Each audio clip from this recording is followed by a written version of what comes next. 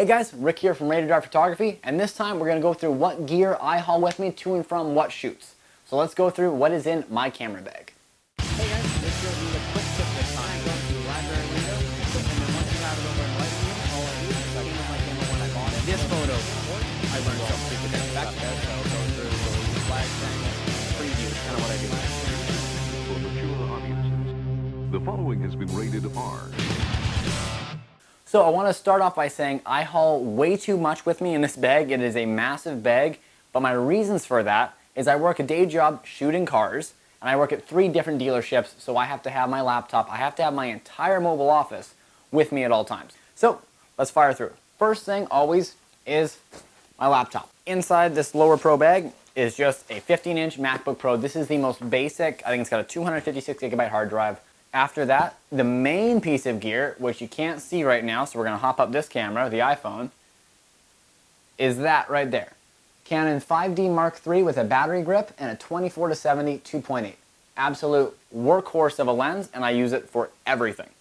The next thing is this little microphone set I bought at London Drugs, Tech Pro UHF wireless microphone system. It's a little difficult to work with at times. It might be crackling around as I kind of move the transceiver, but it gets the job done and it sounds pretty good. After that, I have iPad mini, and I use this little thing I bought online, little clamp. I attach it to the laptop and I second screen it. After that, the big pile of extra crap. So we have lens hoods, adapter rings. So what this does is I can grab that 82mm and bring it all the way down to 49. So I can use an 82mm filter on my 50mm lens. Just saves me from having to carry around a ton of filters. Now we can start on lenses. So the Nifty 50 is by far the most bang for buck lens I've ever used. There's a reason they sell so many of these things. It's like a $100 lens down at 1.8. This is an absolutely amazing lens, especially for full frame guys. Crop sensor camera guys, I would always suggest going with like a 35 or something a little bit wider than 50, depending on what you shoot. But for a full frame, 50mm is just a prime focal length. Next up, this is actually owned by my work. This is the 85 1.8. My work owns 2 lenses. We own this 85 and we own a 17-40 f4. Right now the other photographer is out with the 17-40.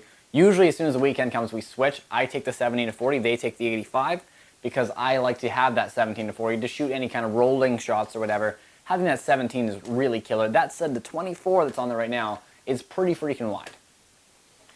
Next up, this is one of my newest toys. This is the 70, or not the 70, this is the 100 2.8 macro. So macro photography is something I'm just getting into. I'm starting doing some product photography stuff.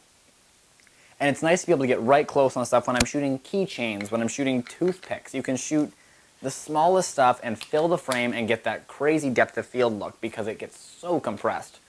After that, last lens that's in the bag is the behemoth, the 70-200 2.8 IS Mark II. This one I picked up just a little bit before that 100mm, and I mean, I'm still getting used to this thing. I just shot some motorsports the other day, and this was the go-to lens for some of it. I think if I'm going to do shoots like that, what I should do is bring just the 24-70 and the 70-200.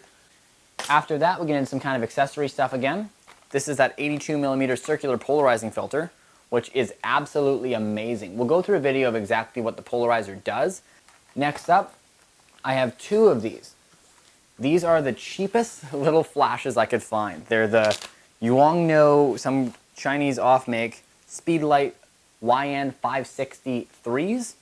They take AA's, they burn through AA's at full power. I try to only ever use them at around half or so.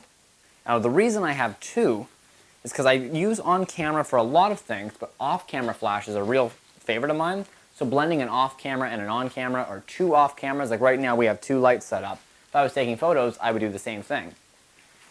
And the way I control all of those is with these Cactus remote triggers. So I have 3 of these, all identical. All of them can be either triggers or remotes. So one goes on the camera, one goes on what I'm trying to trigger, and every time you take a picture,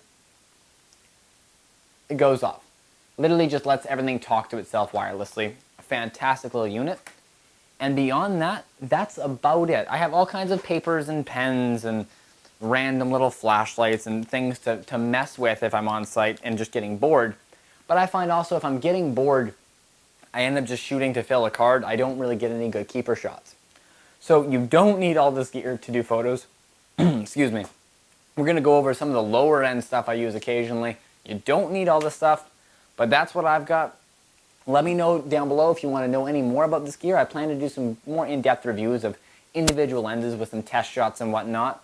But thanks for watching this episode. I plan to do this way more often. Any questions, fire them down below. Go check out channel 2 for all the really in-depth behind-the-scenes stuff, like how I shot this video, how I lit it. The channel 2 stuff is kind of more for people who are really into all these little things. This channel, however, is for the faster paced, just more interesting stuff. Thanks guys, and I will see you another time.